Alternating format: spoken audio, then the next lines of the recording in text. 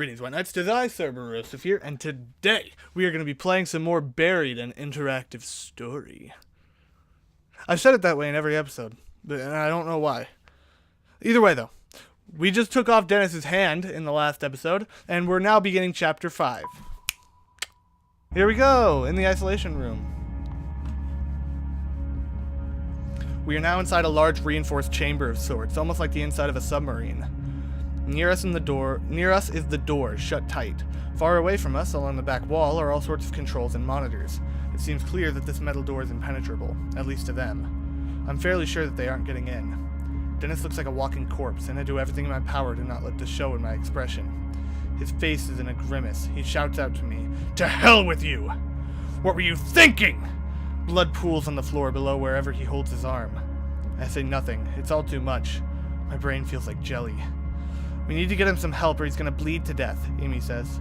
We're interrupted by a man's voice booming behind us. "Just what in the hell do you think you're doing?" the man roars.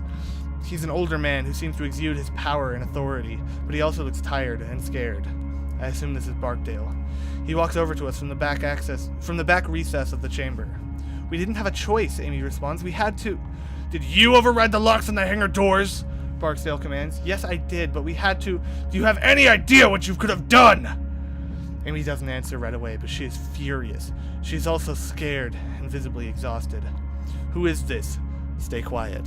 I'm gonna stay quiet. I mean, he's clearly angry.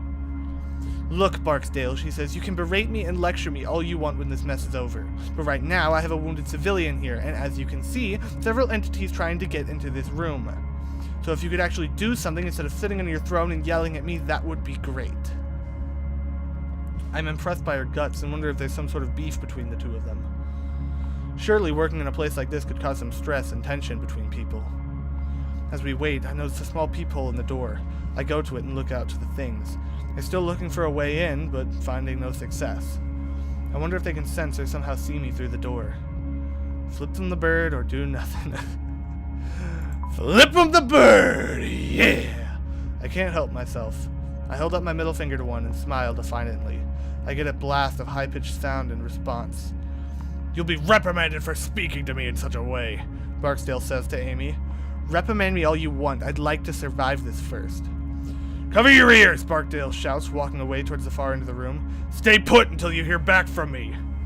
"Thank you," Amy says with fire in her voice. She then turns to me and says, "Better do what the man says. Cover ears. Don't ask why, just do it." I clap my hands over my ears just in time to protect my hearing from a deafening blast. I'm still bleeding, and the sudden movement to cover my ears makes me feel dizzy. Dennis clumsily covers one ear with his hand and one ear with his bandaged arm. Then I see the shape he's in. I get myself in check. Compared to Dennis, I'm in tip-top shape. I did that. I took the shot that took his hand off. I need to make all of that mean something. More bursts of a loud explosive noise starts ringing out. Looking through the peephole again, I see the core of one of the beasts explode. It vanishes in a puff of smoke and clear liquid. Looking to myself, I see Barksdale in a shooting stance at the far end of the room. He's firing through a small slit in the wall. He's using some high-powered weapon, the likes of which I've never seen. I see a slight movement as the gun kicks, accompanied by a flicker of white light. Immediately, another monster is downed, its tentacles flailing around aimlessly as most of its core is torn through. I instantly feel gratitude and an immense satisfaction in knowing that they're being picked off in such a way. Continue watching or sit down and rest? If I watch, I might find something that I could use in helping me fight them off. But if I sit down and rest, I'll be more prepared to fight them off if the situation arises. So I'ma sit down and rest. I slide down against the door and simply wait, listening to the occasional patter of what I assume is their blood on the wall. I don't know how much time passes, maybe 5 seconds, maybe 5 minutes. And I don't care. It feels nice to lay down. When the firing is over, I barely even notice it. Soon after, Barksdale walks back over to our side of the room. "They're all gone," he says, "and I have resealed the hangar doors." "How'd you kill him like that?" I ask. "Classified weapons, that. Quite frankly, you have no business being near." Amy gets to her feet and returns to the panel on the wall. "Thanks." "How badly are the civilians hurt?" Barksdale asks. "One is in very bad shape. He's lost a hand and a lot of blood. The other's not too bad. I see a laceration on his back, and that's about it." "All right, I'll have Strickland get a med kit." "Strickland survive?" Amy asks, sounding cheerful. "Yes, and until you and your friends showed up, I thought we were the only ones. Hang tight, she's on her way. With that, he retreats away to the back of the room, as if he can't stand to be around us. Amy approaches me and looks me over. You're in good hands. Strickland will be able to fix you up. Is she a doctor or something? Oh, that's the wrong voice. Sort of. She's also a physicist. But oddly enough, she spent time as a trauma nurse in the army. Is Strickland a friend of yours? I ask. Amy chuckles. Yeah, we've known each other for a while. The only women in a sea of overachieving men. Barksdale sounds like a prick, or you must be glad Strickland survived. Don't just go around insulting someone. She must be glad her friend survived. Stay positive, people. I am. We usually have lunch together, she says, and she's helped me out of a few tight spots in my career. Within a few seconds, the door behind us opened, and a woman appears from back further in the chamber. She enters the room with what looks like a small suitcase. Man! I went through the first whole chapter, and I was mostly fine. Already, I'm freaking screwing everything up. She enters the room with what looks like a small suitcase. She is dressed in a very basic and drab military getup, complete with a holstered sidearm. My name is Connie Strickland, she says. I can patch you guys up pretty well, but it's gonna hurt. She looks closely at Dennis, looking him over with precise care and attention. You're not in the best shape. Humph, he responds in a grunt. Seriously, I can fix you up, but only temporarily. You need intensive care for that arm. First things first, though. Strickland pours the liquid over his maimed arm and starts stitching. He then wraps his arm with 3 entire spools of gauze. Blood shows through right away. That's the best I can do for now, she tells him, giving a sympathetic frown. I could care less, Dennis mutters. I'm a cripple. Do whatever you want. As though it matters. Strickland then looks to me. Sit down and let's see if we can get your shirt off, she says. I sit down slowly and start unbuttoning my shirt. She has to help me slip it off of my shoulders, but we manage. How bad is it? I ask. Bad, she answers. It's almost like a burn, but I've seen much worse. Your friend here, for example. I might as well talk to Strickland, if only to distract myself from the pain. What's your story? Or you're a scientist too? What's her story? Strickland rolls her eyes as she gathers up the needle and some thread. I was always into fringe science. I started in labs where these eccentric Russian scientists were being funded by the US to work on combining DNA types. I sort of became obsessed with perfecting human physiology while I was a trauma nurse in the army. You were a mad scientist then, I say. I get that a lot, but no, not compared to the stuff we do here. What kind of stuff? Or I don't even want to know. I'm curious, what kind of stuff do they do here? It's complicated. Komar masses, quantum gravity, crunching things down into their Schwarzschild radiuses, fun stuff. Yeah, a mad scientist, I trying to keep myself calm with dry humor. There are lots of small labs working on the same stuff, she argues. They just don't have our funding. When you guys ran in here, she says I was horrified. Those barrels outside, I'm not sure if you saw them. Well, if you'd shot them, it could have been bad. Why, I ask. The gray ones are filled with an experimental fuel that is highly flammable. The yellow ones contain liquid nitrogen. What? I ask, just laying around? Well, this area is the safest in the building, the most secure. Well, it used to be anyway. And take this, she says, handing me 4 pills. Painkillers. They won't work immediately, but they'll do the worst of what you're feeling. Are these the best idea? I ask. Won't they make me dizzy or out of sorts or something? All I get in this response is an annoyed and determined look. Take painkillers or don't take painkillers? Don't. You refuse the painkillers. Really, I say, I don't want to get lightheaded in case we have to move fast. I can handle it. Your call, Strickland says as she starts working on me. She slathers the wound with some sort of liquid that stings like crazy, and I gasp. Grin and bear it. Ready to stab me yet? Strickland asks. I'm fine, I hiss. I wince as she dabs at my eye, swollen from where Marcus kicked me. I grip my teeth in pain and try to catch my breath. Dennis comes out of his haziness and tries speaking to Strickland, but his words are slurred. White light from the ground. It says you think that caused the power outage? Think that brought the monsters out? Could be, Strickland says, but your crew was far enough away from the facility. Or at least we thought you were. Dennis chuckles in a way that makes him sound menacing. Nope, wrong. You thought wrong. So you and Barksdale are the only survivors? Amy asks. It seems that way. Those that didn't disappear into thin air were killed by those things, Strickland says, nodding to the secured door. How many were killed, or no one else made it? How many were killed? Because they have no idea who else made it. I'm guessing 30 or so, Strickland says. I'm not sure how many were scheduled to come in today. I'm glad to see you. Where were you when it happened? Amy asks. I was in the micro lab on level 2, Strickland replies. Park and O'Brien were in there with me, and they just disappeared. It looked like they were being stretched, distorted, and then there was a ball of white light, and they were gone. The ball of light just annihilated everything it touched. Would it leave a perfectly round hole, I asked, a light bulb turning on in my head. We saw some of those up at the logging site. Yeah, and I saw a ball of white light too, Dennis chimes in. That was probably the same phenomenon, Strickland replies. Amy looks at the ground like a child that's afraid to ask an adult for something. Finally, she asks, "Where did they go?" "We don't know," Strickland says. "It could be an infinite number of different dimensions, or even some dimensions that merge and mix together. It could also be a place that exists between dimensions. Barksdale calls it the void." "How is that possible?" Or I'd call it dead. I don't want to just say it. How is that possible? You gotta be calm, collected about things. Don't be so blunt with people who just lost 36 friends. Possibly. "We don't know that just yet," Strickland says. "Our understanding of space-time is evolving. Especially when you start warping it like we've been doing," Amy adds. That point seems to be the end of the conversation as both women fall quiet.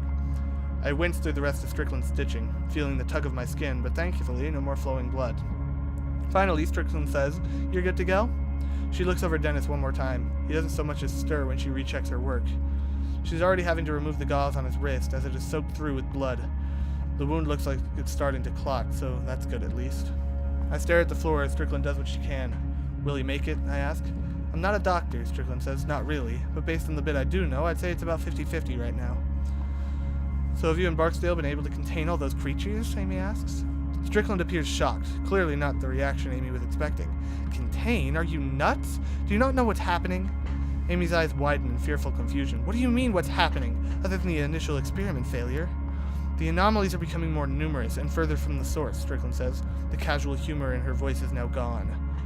Further from the source, or what anomalies? "The anomalies are the creatures. Further from the source is the question." "From the location of the original experiment," she says. "The experiment caused the first doorway to open, but it set off a chain reaction. They're gaining momentum, going along geodesites, emanating from the facility.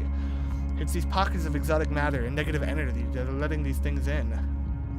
"What the hell does that mean?" Dennis asks. "It means," Amy chimes in, "that those doorways and monsters are starting to appear all over the facility, maybe even the surface." "Not yet, luckily," Strickland says, "but the doorways will start appearing on the surface, and it won't stop there. The anomaly's reach could extend infinitely. As far as we know, those entities will appear on the surface in other states, other countries." "Holy crap," I say. "You mean the world's going to be overrun?" The horror of the past few hours has made me ready to believe anything, but this is almost too much. "Unfortunately, yes," Strickland says. "My God," Amy says, stepping away. "Isn't there anything we can do?" "There is a last resort," Strickland says, her eyes darting over to Barksdale at the back of the room. "There's an emergency failsafe switch." "What?" Amy says. "I've never heard of that. Where?" "You weren't cleared for it," Strickland replies. "And that switch," Amy says, "is a way to stop this?" "Yes," Strickland says, seeming uneasy with the conversation. "What does the switch do, or why haven't you hit the switch already?" "It's gonna do something bad." "Well, there's two problems with hitting it," Strickland replies. "The switch is our eraser. It destroys the entire facility and terminates any systems or experiments that are being conducted. It's also an emergency shutdown for interdimensional travel. It puts an event horizon around the facility." "What the hell is that?" I ask, incredulous. "It's the perimeter of a black hole," she replies, "the boundary inside which nothing can escape, not even light. So the first problem is we'd all be killed, sucked into a black hole before we'd have time to evacuate. The second reason," Strickland whispers suddenly quiet, "is that Barksdale won't allow it." "What?" Amy gasps. "Why not? He wants to allow those things to flood to the surface? Thousands, millions will die." Strickland puts her hand up, silencing Amy. They both peer over to the far side of the room where Barksdale has his back turned. I know. He says he doesn't care. He says he'll be happy to be rid of the oversight so he can continue his work." "The oversight?" Amy almost screams, regaining control of her voice when Strickland gives her another look of warning. "You mean our government?" I ask. "He's aware this could disrupt, even topple our government, and he doesn't care?" Strickland sighs. "Barksdale is, well, he's off the range right now. He's gone rogue, and he's armed." This comment makes me look towards the handgun I brought in with me. I'd nearly forgotten it in the last few moments. Where Barksdale has his back turned, I take it in my hand and slide it behind me. Just in time, too. As Barksdale walks over from the back of the room to our side of the chamber, he gives Strickland a suspicious look before speaking to her. "Are the two civilians going to survive?" he asks. Dennis chuckles at this, and I'm relieved to see that his eyes are open. He gives a lazy thumbs up. "One is stitched up and good to go, but the other one here is in bad shape. He needs immediate medical attention." Understood, Barksdale says.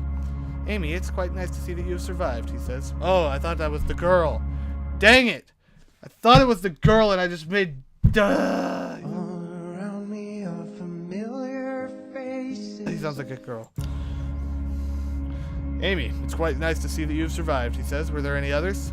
The aloof way this asshole is talking is getting right under my skin.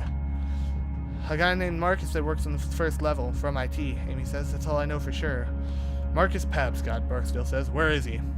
We're not sure, I say. He was separated from us.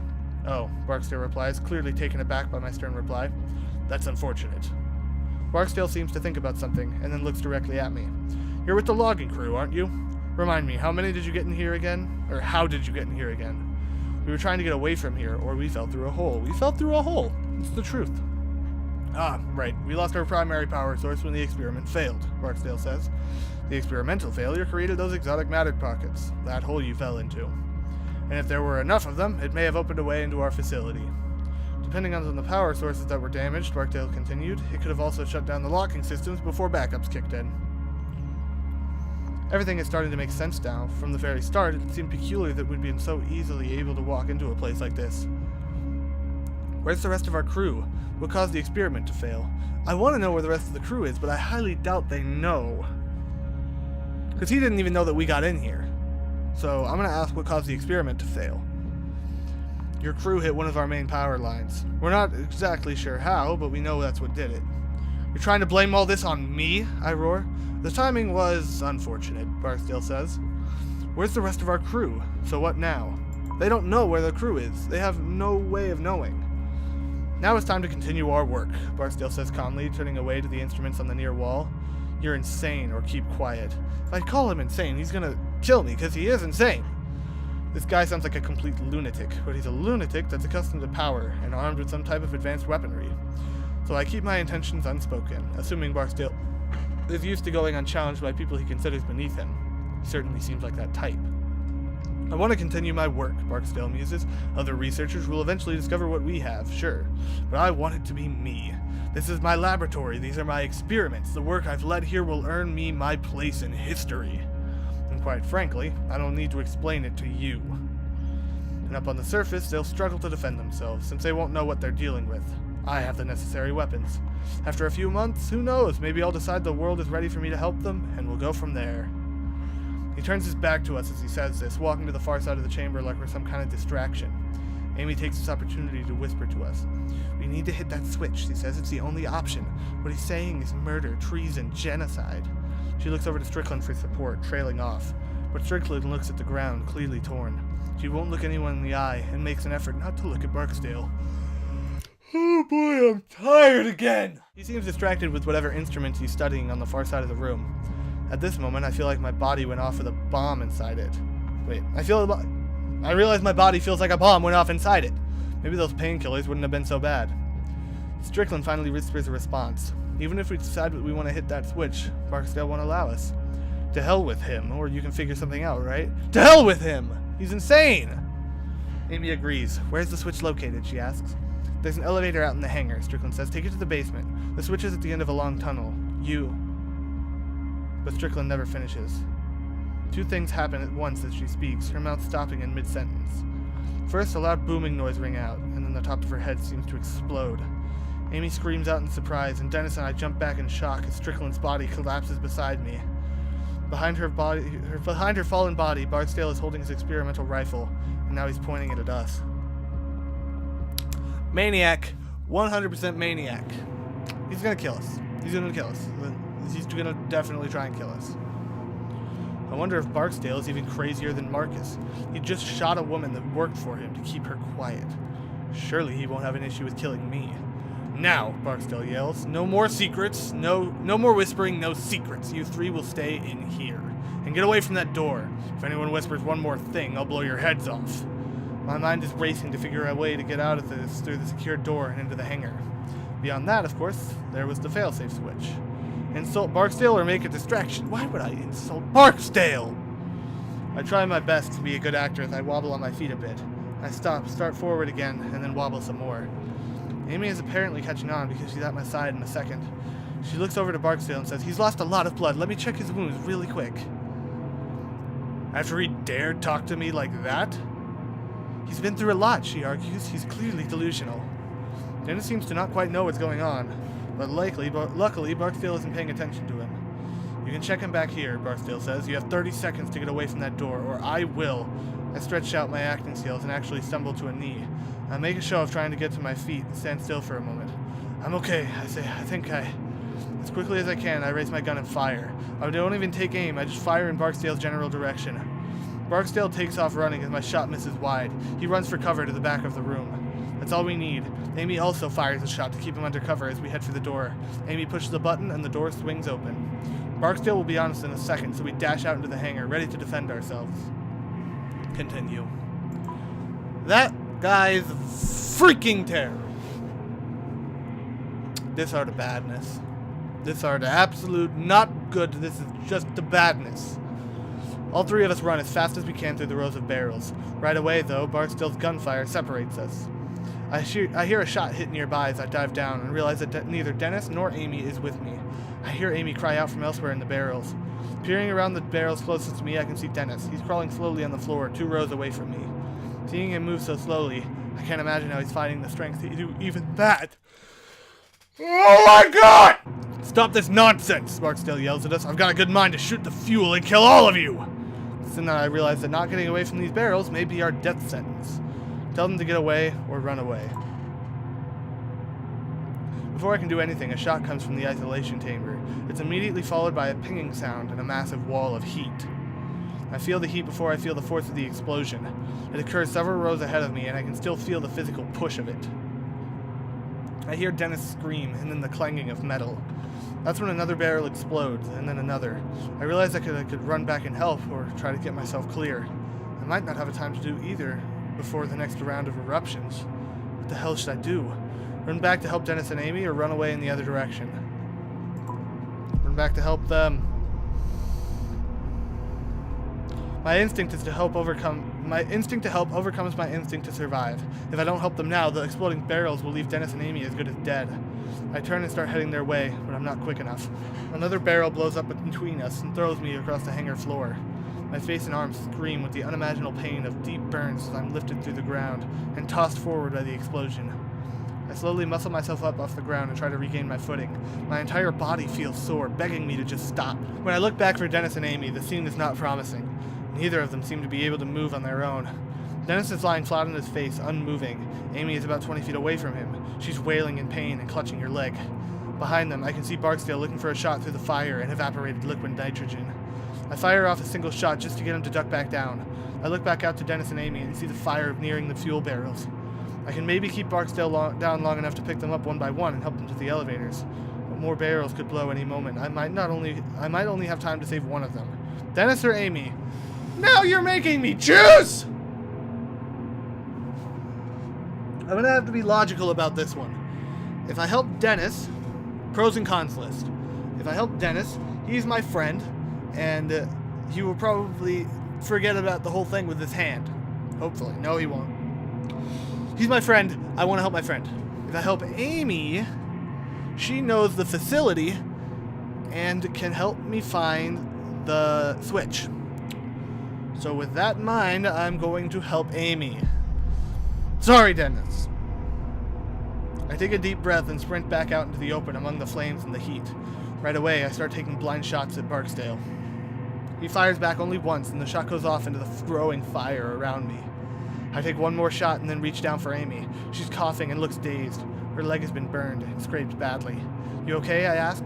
She only nods as I help her to her feet, the fire licking up around us. I help her towards the elevator, narrowly avoiding the fire and a hot death. Somewhere through the smoke, Barksdale shoots into the flames. He lets off another shot as we round the corner to where the elevator waits. Amy leans against the wall, gasping for breath. Drenched in sweat and feeling like I've just escaped a furnace, I know I have to try to get Dennis as well. I wheel around, gun aimed into the smoke, and head back out. I only get a single step before I see Dennis slowly getting to his feet. I open my mouth to call out for him, but another explosion right beside him cuts me off. He's engulfed in flames. It's over. I scream and run out for him, but Barksdale's firing at me again. After everything, Dennis is gone because of Barksdale, a raving lunatic. I scream at him as hatred and rage rise up in me. I want to rip Barksdale to shreds, no matter the cost. Escape through the elevator or kill Barksdale. He has better weapons than me. I gotta escape. I give Dennis one last regretful look, very much aware that I have to stop now or I'll only get myself killed as well. With tears in my eyes, I stop firing and run back through the flames towards the elevator. I see that Amy has already called the elevator. The best way to get back at Barksdale for what he's done is to flip that switch, she says. My nerves are drenched in fear and adrenaline. When we step inside the elevator, it feels like I'm watching someone else do it. As the doors close and we descend, the light from the flames give way to complete blackness. And now it's just me and Amy. Dennis is gone. Dang it, man! That choice sucks. I lose track of how long the elevator descends. It's hard to tell due to the lack of lighting, but it must go another 500 feet underground. The elevator comes to a stop with a shuddering clang, and I waste no time exiting. The tunnel stretches out with sparse white bulbs lighting the way. Most of the wall is made of raw earth and rock, but there are boards and concrete slathered in areas used to reinforce the tunnel. I see a warning sign posted on the wall. I want to read it, but there's not much time. I have to go. I have to hurry. Those creatures could be here any second. There's no time. That switch is down the tunnel, and it has to be flipped no matter what. After only a few steps, the pain in my body intensifies. How stupid was I to turn down those painkillers? I look up when I see that the tunnel's ceiling is less than 6 inches over my head. Claustrophobia freezes me for a moment. The ceiling is not high at all, and there's barely enough room for Amy and I to walk side by side. Which is for the best, because her leg is clearly causing her a great deal of pain. She's soaked in blood and hobbling along. I don't think I can go any further, she says, wincing, but trying to keep her composure. Sit down, I tell her. I'll be back. There's no sense in chancing further injury to your leg. She nods, and I help her down. She shudders in pain as she eases into a sitting position on the floor. Thanks, she says. The switch should be at the end of this hall. Strickland was right. I look up, and when I see that the tunnel ceiling is less than 6 inches over my head... Wait, you just said that! Wait a second! Yeah, they just never mind. Still, it's much better than facing the monsters above me. I wonder then, walking through the darkness, where they came from. Is the portal still open? It's almost completely dark. I hold the gun in one hand and reach out to touch the wall with the other. Feeling the gun there in my palm anchors me to reality, to sanity. I'm not in some boundless abyss, but still in the real world. For a little while longer, at least. I recognize that I'm marching to my end. As much as I wish I weren't, it's not surprising. From the moment I saw what those creatures could do to time and space, at least a part of me knew that death was inevitable. Before I have time to wonder what will happen, I see a light ahead. It's nothing more than a speck of blue light, but in the darkness of the tunnel, it's like a lighthouse on a stormy sea. I slog forward, my eyes straining to focus on that little light ahead. From somewhere ahead, I start to hear something that sounds like water. It's trickling lightly, like a leaky faucet. Behind that, there's something that sounds like wind, a light breeze through an open field, and a voice. Anywhere else, the sounds would have been pleasant, but here in the blackness of the tunnel, they're menacing. Be careful, stay quiet. I don't make a sound, instead trying to make sense of what's going on around me. I cock my head, trying to concentrate, and then realize that I can see the tunnel walls now. This is odd, as I wasn't able to see them a few seconds ago. This is different from the blue light at the end of the tunnel. It's then that I see the slight shimmering in the air. It looks like a foggy mirror steamed over after a shower, and it's moving, dancing in the air like some abstract firefly. It's not menacing like the creatures, so that threat is null. It's peaceful, serene. I watch as this shimmer branches out and becomes 2, then 3, then 4. They snake out in different directions, tracing the tunnel walls. Are these shimmers the doors to another dimension that Strickland was talking about? Suddenly, I'm surrounded by light, above and below me, and realize there's no avoiding it. The question is, how am I going through it? Going head first or feet first? Head first. I want to see what I'm dealing with. I stick my head through and feel a tingling sensation, almost pleasant. I reach out slowly, my hand stretching out to one of those shimmers of what I can only assume are some kind of light. They're hypnotizing, so much so that I don't realize that the tunnel walls are vanishing. I feel something like the wind and a brief electrical pulse pass through me as the lights take me. There is then a very gentle pushing sensation, and I somehow know that I'm being expelled. I've passed through something. Maybe the lights, maybe the tunnel walls, I don't know.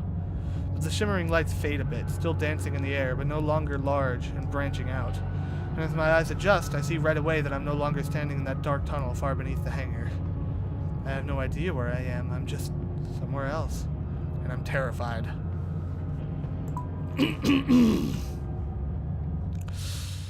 Oh! Oh boy! Lava. Magma. Murder. The ground I land on looks like hot coals. There are dips and many cliffs breaking the landscape ahead of me. There's a wash of orange and blue overhead and a sky that makes no sense. It is both beautiful and terrifying at the same time. A scattering of stars hang overhead, and they all seem to be breathing, pulsing with a gentle energy, as if alive.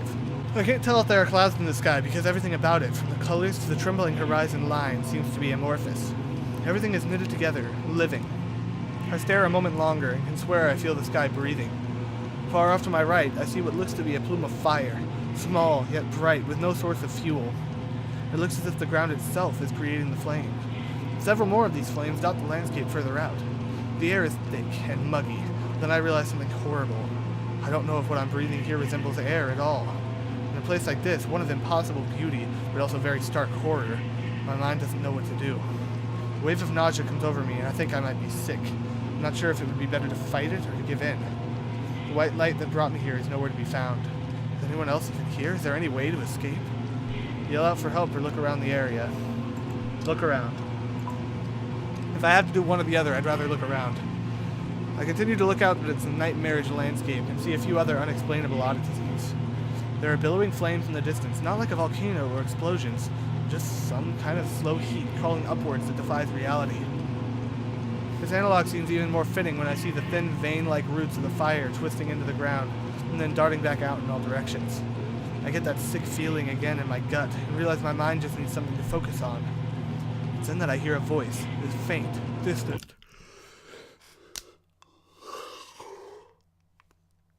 All around me are familiar faces, worn out places, worn out faces. I turn and hear it coming out from one of the massive crevices along the ground. Inside of that crack, about 10 feet down, a very pale man lies on a ledge. He's human, but looks close to death. He's in the center of a large pool of blood, and his left leg has been twisted and torn in an unnatural way.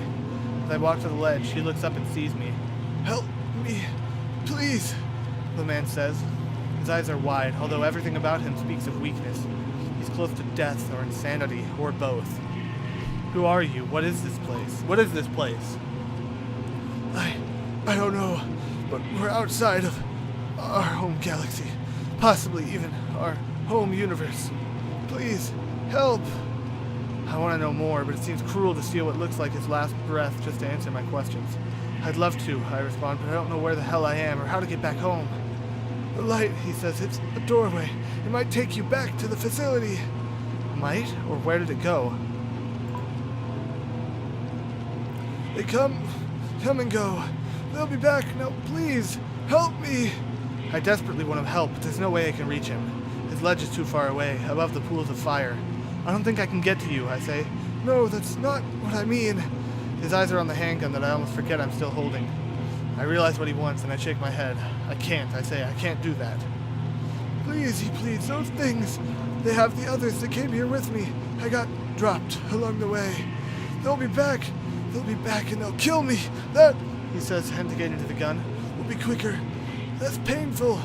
"I can't," I repeat. "Please, look at my damn leg. I'm dead anyway."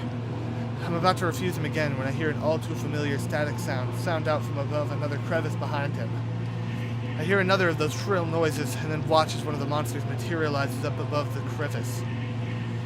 2 more come out after it, then a third, then 5, then 10. Soon I lose count as that was just a few turns into a flood. And suddenly I understand the man's reasoning. A bullet would be a mercy. I check the gun and see that I only have 1 round left. I can use it on this guy, but I may need it for myself later.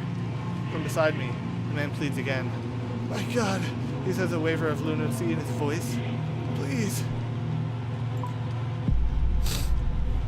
He chose to shoot the man. I look back to the man and wince. I know it's the right thing to do, but my finger resists. With a roar of disgust, I level the gun towards his head. I turn my eyes away and pull the trigger. Your aim is true. The man crumples lifelessly to the ground.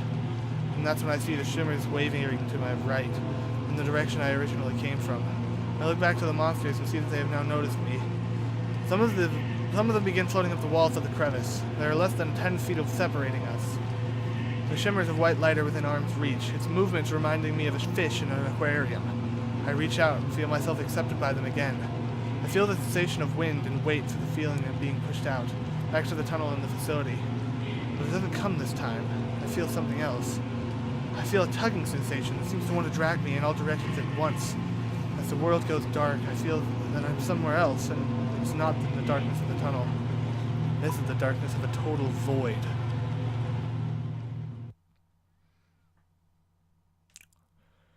This is getting intense, guys. I really like it. There is darkness around me everywhere. Nothingness. I feel nothing under my feet, nothing to my sides. I can't touch or sense anything at all. I don't even know which way is up or down. It's as though I'm all that exists. And as I remain there, I just hear silence. Not even the sound of my heartbeat. The blackness is so deep that I feel I can't distinguish between my thoughts and what's real. I hear screaming, but I can't tell if it's someone else or my mind screaming to fill this void. Cry out or try to move.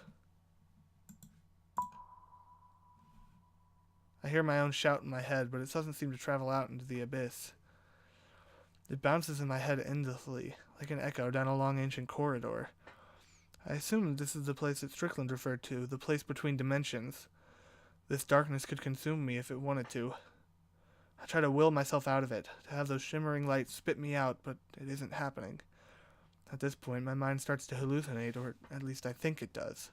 Are they visions? My mind playing tricks on me? I can't tell. All I can do is watch. I see the logging site, and Tony's leg still pinned under the dozer. I feel a pang of regret that I'd left him in such a state. I see myself talking to Dennis, and he looks distraught as I tell him that Tony's gone. Then the scene rearranges itself. I'm standing between Dennis and Marcus's gun. It changes again, and the shape of Marcus lies on the ground, still hell-bent on revenge even after I let him live. In my mind, I'm sobbing as I shoot off Dennis's hand, trying to convince myself it was the only way to save him, but he'll never forgive me. I try to let out a scream as Amy and I watch Dennis get blown apart by Barksdale's rifle, but there's still no sound. And just when I feel I can't take any more of this, I see the man in that strange world begging for death. I watch as I take his life just before those beasts reach him. All of these things are flooding my mind, and it feels like my brain is vomiting. Yet in the midst of it all, I see what's really important. The switch. In my mind's eye, I see that glowing light in the tunnel, that one far ahead, small and distant. Try to relax or try to focus on it. Focus on it. I focus my mind on the tunnel and the image of that flickering light. With a mental effort so strong that it's nearly a physical motion, I make myself envision that little light in the tunnel as if it were right there in front of me. With that, I feel the wind again, a light breeze that seems to come from everywhere. And then, with a relief that I can only imagine feels like death, I move forward. That was some good tension right there. Holy crap. Dude, game designers out there, take notes. That was some amazing tension. The silence was amazingly well implemented. I'm ejected from the void and I'm suddenly standing in the tunnel again. I let out a wail of triumph that turns into a bout of weeping. The weeping only intensifies when I see that light up ahead, a flickering blue light. Somewhere behind me I hear a crackling noise. I think of Amy bound by the elevator. Have they reached her? There's no way I can find out. For now, I have to keep on with my plan. Besides, if it works, we're all gone anyway. I feel I can listen to get a better read on where they are, or I can just make a break for it. Try to listen, hear where they are, or run to the blue light. I could be turned around, so I should listen. Like, I could be facing the elevator right now.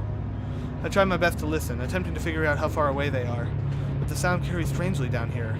Right now, that static sound makes it seem like they're about 30 yards away. Knowing my time is running out, I run as fast as my aching and confused body will allow, headed straight for the blue light. As I run, I see a different light, a white one, flickering in my peripheral vision. It's another one of those shivers that go to other worlds. It seems they're appearing and disappearing with more frequency now. Strickland was right. These things could reach the surface soon, unleashing more monsters. This thought makes me refocus on the blue light, the man-made light, the switch. The blue light gets closer, and as it does, I can make out a square shape around it. This has to be it. The familiar static scream of the monsters is much closer now. I have to be quick. I grip the gun tightly, regretting my decision to use the last bullet on the man in the other world. Looks like all I'll be using for this is as a bludgeon.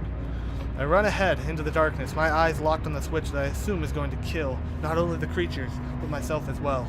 As I approach, I see the lever. It's covered by a glass box that I will need to break.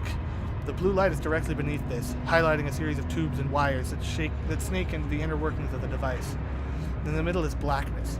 Not like a darkly colored part of the machine, but just a hole in reality. It looks like some sort of illusion. All the while, I can hear the static of the creatures coming up dangerously close now. I have no idea how much time I have. Smash the glass, dude. I draw back the stock of the gun and smash through the glass box that houses the lever. The glass shattering is like music to my ears. I reach out for the lever, my hand grasping it. Without warning, I feel immense pain course through my body. It feels like fire racing down my back, causing me to fall to one knee in agony. There's only one of them that I can see. It blasts horrible static at me as I ready my gun. With no bullets left, I get ready to use it as a club. I try to strike. The monster bats the gun away, warping it into an S shape, and then follows up by swinging its appendage at me. The sting of its touch forces me back against the side of the cavern, my face striking the wall hard. My jaw crunches and I feel a sharp pain encompass my head. Then the creature's upon me again. Its tentacles melt into me and I scream. I can't help it. I sound like a wild animal. I can try to keep fending them off, or I can go for broke and just focus on the lever. Creatures be damned. Spring for the lever. I can't do anything against the creatures.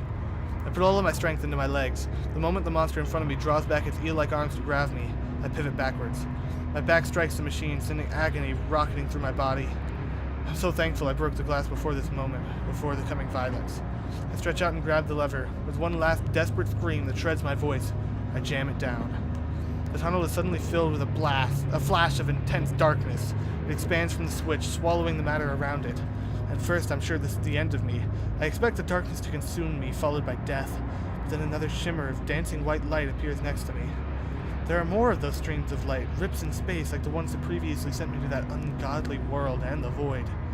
With nothing else to do but die, I try to escape into the shimmer. When that stream of light envelops me, the expanding darkness of the switch is gone, and I feel a huge push. Oh, I'm in space now. That's interesting. My body feels stretched, collapsing, like I'm falling in all directions at once. The world goes white, and then there are the pinpoints of stars everywhere. One of them breezes directly to my right, and I see something that looks like a spiral galaxy distorted in its folds. To my right, I see an endless stretch of stars and gas clouds forming some galactic architecture. But beyond the immeasurable beauty, I notice something. I'm seeing the same star patterns over and over. They're repeating like reflections in an endless mirror.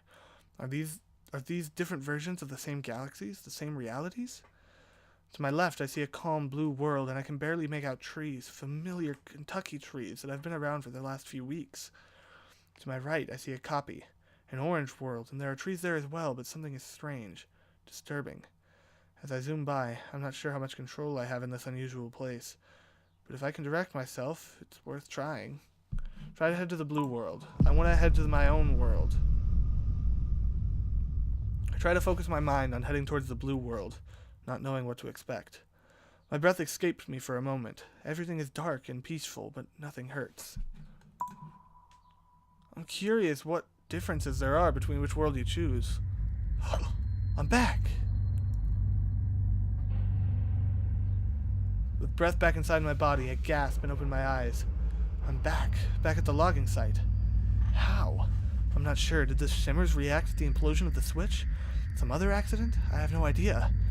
I sit up right away and become instantly dizzy. Amy, I say. There's no reason to think she survived whatever happened in that tunnel, but there's some sort of certainty that gets me to my feet. I wonder if I am somehow back in time, before we found the facility, but what happens next makes me realize that can't be true. As I start walking forward, I feel a tremor in the ground. Somewhere off in the distance, I hear a metallic groan. The buried facility, it's being ripped apart under the ground by the activation of the switch. Trees are splintering and falling to the east, and I can see them going down like abstract dominoes. There's no way Barksdale and Marcus survived. Good riddance. I start to walk away, in the opposite direction of the fallen trees, but then I hear a scream, a woman's scream. I turn back and see a stumbling figure come out of the forest. It's Amy, and she looks like a ghost. How is she here? Did she fall into one of the shimmers as well? I decide I don't care, and run to her. I throw my arm under her armpit to hook her to me as we head back to the logging site. You okay? I ask. Amy can only nod through her tears. I look to the area where the facility tore the woods apart and see a large plume of smoke rising up into the air. We made it out of the facility, alive, and that, I suppose, is the most important thing. It's then that I look up and notice the sky. Uh-oh. What about the sky? What about it? The sky is beautiful and familiar, unobstructed by the trees that had been standing several minutes ago. I take my trusty hard hat off my head and exhale, letting my body relax. It's finally over. I'm not sure how long it'll take me to get back to some semblance of a life, but I know one thing for sure. Any day above ground is going to be a good day. That was a good ending. I liked that ending, actually. Sheesh, dude, that's so cool. Tough it out. You and 64% of players didn't take the painkillers. Who survives? You and 67% of players chose to save Amy instead of Dennis. Mercy. You and 30% of players mercifully killed the man who asked for death. Going home. You and 83% of players headed towards the blue world and went home. The end. Dude, that was so good. Oh my god, I freaking loved that. I have no idea why I loved that, but I loved that. No, I know why I loved that. That had a really good story. That story was well thought out, and its choices made it seem like it really mattered. I don't know how much they really mattered. They have a good illusion of choice in this game. Because I am pretty sure they aren't going to have like 1,800 endings for every different choice you make. And in the end, the choices you made didn't affect all that much, so far as I can see. And then again, I don't see every ending. I'm probably going to play this game again on my own time and get a different ending. But man, that was good. That was really good. That was good. I like that a lot. This silence is weird though, so start some music.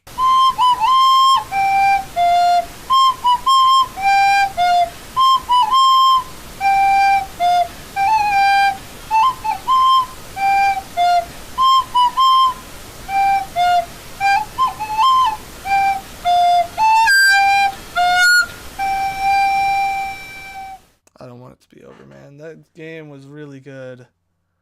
I'm definitely playing this again on my own time. But please, let me know what you guys thought of this game in the description. Or, not the description, in the comments. Post a comment of what you thought. Post a comment of if there were different endings to the game. Post a comment of if you bought the game yourself and played it. Because I want to know how many of you guys played this game. Because it's so good. I freaking love this game. Man. And I can't wait to go back and watch Mark play it too. I'll have the link to Mark's first episode in the description. You can check it out. It's so good. So good. But thank you guys so much for watching this series. This is the first game I've ever done a full Let's Play of, and I am happy with that. So, thank you for watching this series. Thank you for sticking through with it to the end. If you want to go back and look at the playlist, links in the description. Maybe I'll find a way to put it on the screen. I'm kind of new to the whole annotations thing, so I'll try and figure it out. But either way, again, copying Mark, but either way, farewell.